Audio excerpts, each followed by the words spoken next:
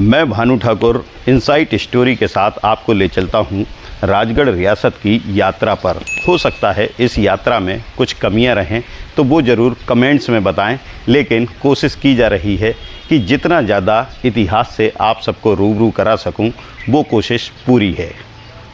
राजगढ़ के इतिहास की शुरुआत राजा सारंग सेन के साथ होती है। 13वीं शताब्दी में अलाउद्दीन खिलजी और राजा रतन सिंह के बीच हुए युद्ध के दौरान उनके भाई दौलत राज का निधन हो गया था।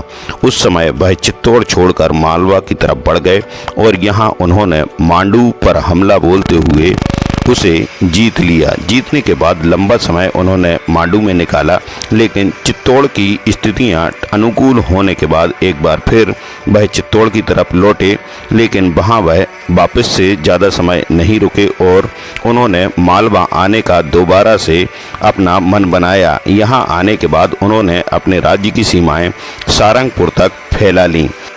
हालांकि राजगढ़ रियासत की शुरुआत हम दूदा जी के समय से देखते हैं। इसी दौरान रियासत के दीवान दूदा जी का भी इतिहास में लेख है, जो राजगढ़ से नरसिंहगढ़ की तरफ चले गए। हालांकि राजगढ़ और नरसिंहगढ़ रियासत का जो बंटवारा हुआ वह 1636 के आसपास रावत मोहन सिंह और दीवान परशुराम के समय हुआ था।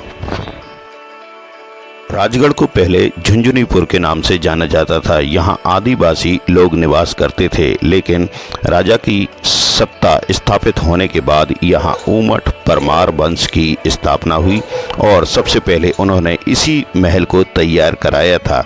इसके साथ ही पाटन में स्थित महल भी तैयार हुआ था। इसके बाद जब राजा मोती सिंह का समय आया तो यहाँ कई तरह के विकास काम शुरू हुए। यह विकास के काम लगातार जारी रहे। इसके बाद राजा विनय सिंह, राजा वीरेंद्र सिंह और राजा विक्रमादित्य के समय राजगढ़ का खासा विकास हुआ। इस समय तैयार की गई बड़ी बड़ी बिल्डिंगें रियासत काल की कहानी खुद गढ़ती हैं। देखिए, परमार काल से ही राजगढ़ का नाम जोड़ा गया है। परमार वंशी जो राजा थे, उन्हीं के वंश में आगे आकर के राजगढ़ की स्थापना हुई है। इसके लिए जो ऐतिहासिक तथ्य हैं वो ये हैं कि राजगढ़ का पहला नाम सारंग सेन जो राजधानी थी मालवा की, वहाँ के राजा जो हैं उनके एक भाई जो है राजगढ़ आ गए थे। उन्होंने राजगढ़ नगरी बसी। यहाँ झुंझुनीपुर नाम का एक गाँव था, उस गाँव भेड़ों का भगा करके उन्होंने यहाँ पर राज्य स्थापित किया और ये शायद संभवतः 13वीं 14वीं शताब्दी की बात है। उसके बाद में वो राज्य उनका विकसित होता रहा। कालांतर में समय के साथ साथ तब राजधानी पाटन थी, जो नदी के किनारे दाईं ओर बाईं ओर बसी हुई नदी के। उसके बाद में एक परशुराम नाम के दीवान थे, वो जो राजा थे मोहन सिंह जी, उनके बीच में कुछ संबंध में कटुता या कड़वाहट पैदा हुई। वो संबंध में कड़वाहट पैदा हुई। उस कड़वाहट के कारण स्थिति ये बनी कि एक दिन जो है स्टेट का बंटवारा हुआ। बंटवारे होने में ये जो यहाँ मंदिर है हमारा, ये चतुर्वेद मंदिर है राजगढ़ में, इस मंदिर के ऊपर सारे गांव के जो बड़े बड़े जगीरदार थे, जो कुटुंब और परिवार के जो महानुभाव थे, वो बैठ करके गांव का बंटवारे का प्लान बनाया। वहाँ पर कुछ लिफाफे रंगीन बनाए गए, कुछ सादे लिफाफे बनाए गए। रंगीन लिफाफों में जो गांव थे वो छोटे छोटे गांव थे, और जो बड़े दूसरे लिफाफे थे उनमें जो गांव थे वो बड़े बड़े गांव थे। तो चूँकि राजा जो थे वो छोटे थे, तो छोटे होने के कारण उनको रंगीन लिफाफा पसंद आना था। ये साइकोलॉजी खेली गई थी उस समय। तो उन्होंने जो है रंगीन लिफाफा पसंद किया, तो राजगढ़ पर नरसिंहगढ़ का बंटवारा हो गया। परशुराम जी ने जाकर के राजगढ़ छोड़ करके और नरसिंहगढ़ की स्थापना की। नरसिंह भगवान की स्थापना के कारण वो नरसिंहगढ़ के रही। वहाँ उन्होंने अपना उनके नाम से परशुराम तालाब बनाया गया। इस प्रकार से दोनों स्टेट्स का बंटवारा हुआ।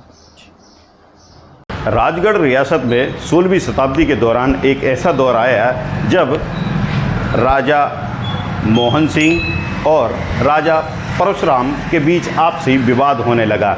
ऐसी स्थिति को ख़त्म करने के लिए राजगढ़ के राजा ने एक निर्णय लिया जिसमें नरसिंहगढ़ और राजगढ़ दो रियासत तैयार की।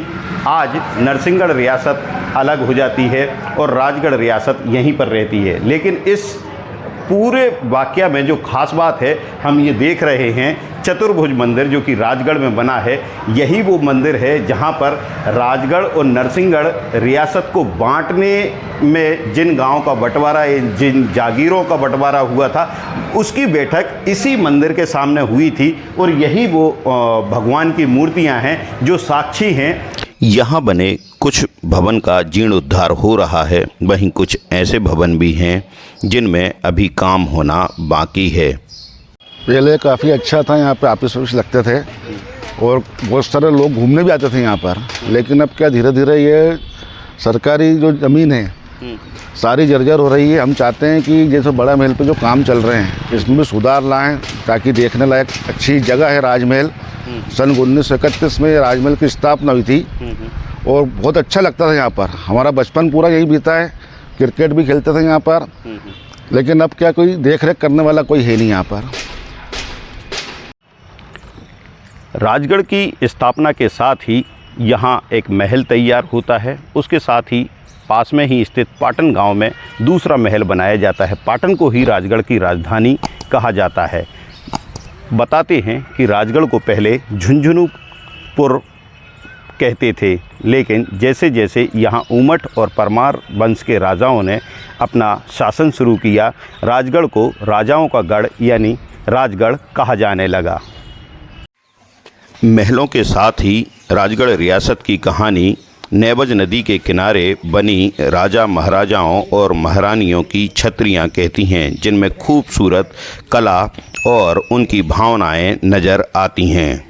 राजगढ़ रियासत की बात की जाए तो यहाँ राजा बीरेंद्र सिंह और विनय सिंह जी का युग एक ऐसा युग माना जाता है जिसे स्वर्ण युग में गिना जाता है।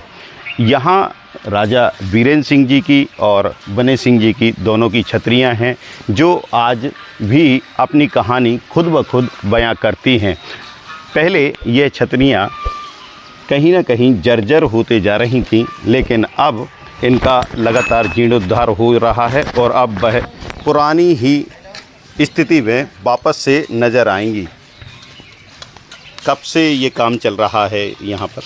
करीबन 1 साल से। 1 साल से।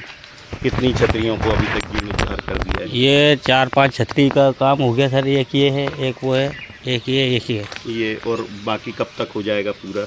अबे सर काम चल ही रहा है, जल्दी जल्दी हो जाएगा। यह था राजगढ़ रियासत से रूबरू कराने का एक छोटा सा प्रयास। अगले एपिसोड में हम आपको बताएंगे कि राजगढ़ रियासत के राजा मोती सिंह ने क्यों धर्म परिवर्तन कर मुस्लिम धर्म को अपनाया था। इसी तरह के रोचक इतिहास को समझने और जानने के लिए हमें सब्सक्राइब करें इनसाइट स्टोरी राजगढ़ भानु ठाकुर।